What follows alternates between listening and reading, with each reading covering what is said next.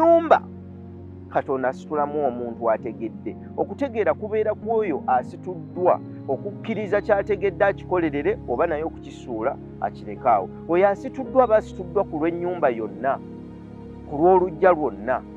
Kitegeeza kimukakatako okukomawo okuyamba enju eyo n'olujja olwo, naye ate kikakata ku lujja olwo okuyamba omuntu ono okumusitula, okumukuuma n'okumusabira.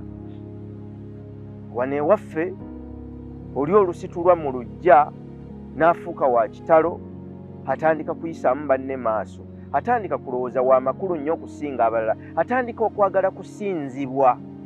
Kitegeeza ekifaananyi ky'omutonzi akiseeseetula n'akijjawo n'assaawo ekifaananyi kye. Ndowooza abamu singa baali basobola baali kubisiza n'ebipande ne babiwa ab'omu lujja, buli omu akitimbe mu nju ye nga bakeera kumusinza.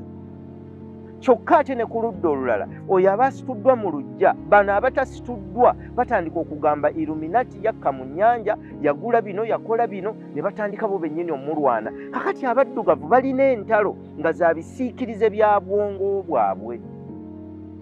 Tulina entalo ezisinga ze tulwana nga twazitonda butonzi mu ffe. Oli akutunuulira oba n'atunuulira mule n'agamba oyo alabika akka mu nnyanja, n'akikuliza mu ye. Kale bw'abanga akkayo, naawe gendayo kkubo lye limu okkeyo.